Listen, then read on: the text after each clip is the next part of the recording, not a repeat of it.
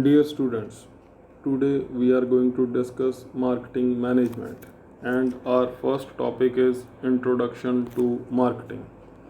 Marketing is an important function of management. It sets the economy revolving. It makes the economy stronger and stable. Production of goods and services has no meaning unless the goods and services are exchanged for money and money's worth. This involves the movement of goods from producers to ultimate consumer.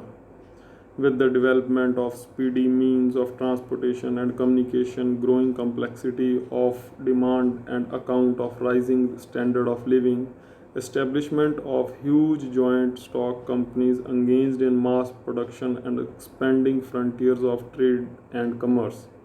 The science and the art of marketing has been attracting more and more attention of all concerned business, governments and public.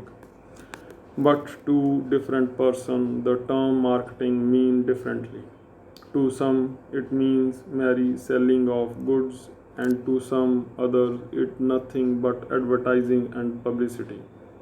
Some consider marketing as the sum total of all direct and indirect effort resulting in flow of goods from producer to consumer, while some other view marketing as the philosophy of consumer satisfaction.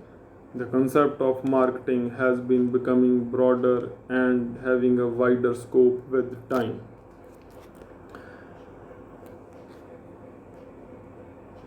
Meaning and definition of market. The term market originated from Latin word marketus, which means a place where business is conducted. For a layman, the word market stands for a place where goods and persons are physically present. For example, vegetable market, fruit market, grain market. But for us as a student of marketing, it means much more. In a broader sense, it is the whole of any region in which buyers and sellers are brought into contact with one another and by means of which the price of goods tend to equalize and easily and quickly. As Professor Givon wrote, marketing means anybody body of person who are in intimate business relations and carry on extensive transaction in any commodity. Market includes both place and regions in which buyer and sellers are in free competition with one another.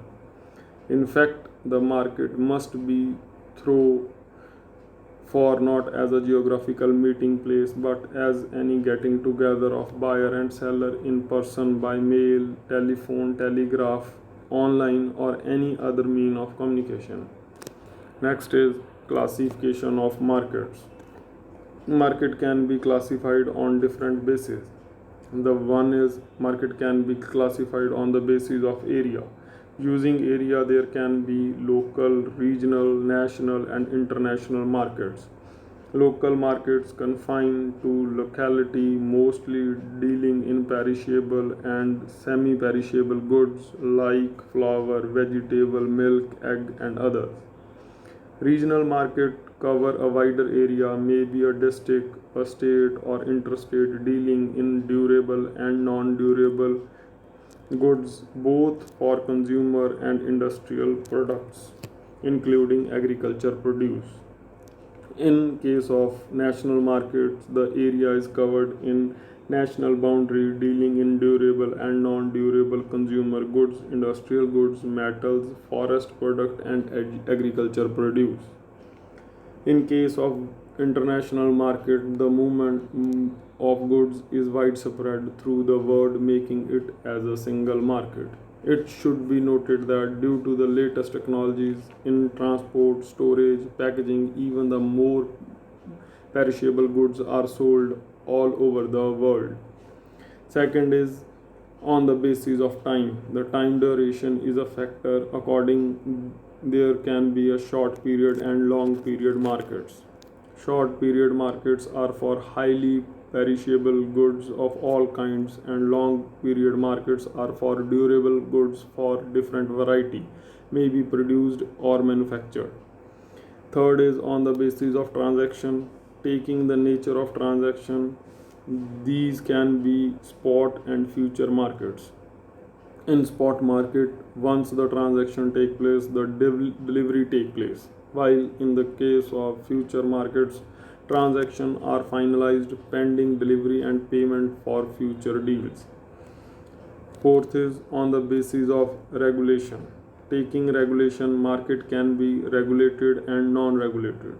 A regulated market is one in which business dealing take place as per set rule and regulation regarding quality, price, source change, and so on.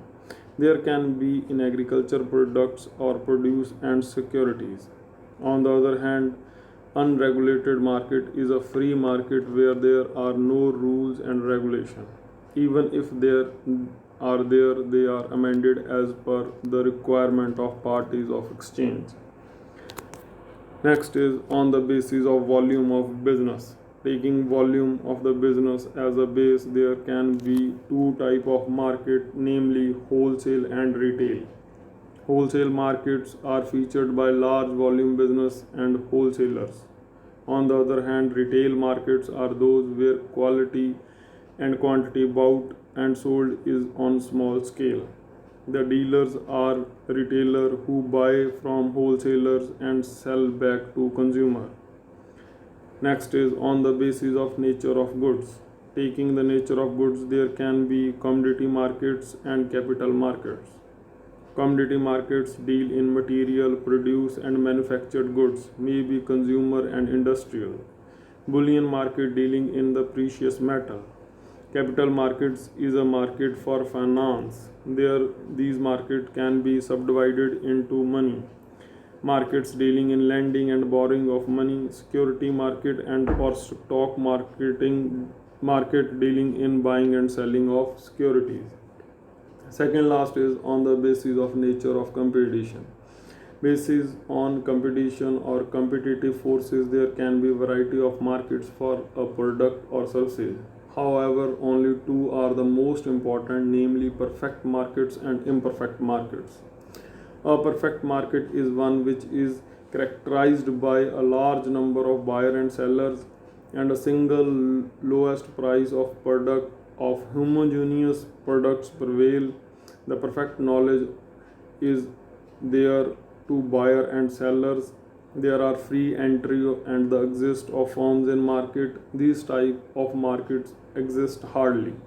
On the other one, imperfect, which is featured by product may be similar but not identical, and there are different prices for a class of goods. Existence of physical and psychological barrier on the movement of goods are there, and there is no perfect knowledge of product and other dimension on the part of buyer and sellers. Last one is on the basis of demand and supply. Based on demand and supply conditions or hold of buyers and sellers, there can be a seller's market and buyer's markets. A seller's markets in which where seller are in driver's seat and the buyer are in the receiving end. In other words, it is a situation where demand for goods exceeds supply. On the other hand, buyer's market is one where the buyers are in commanding position. That is, supply is exceeding the demand for the goods. That's it for today.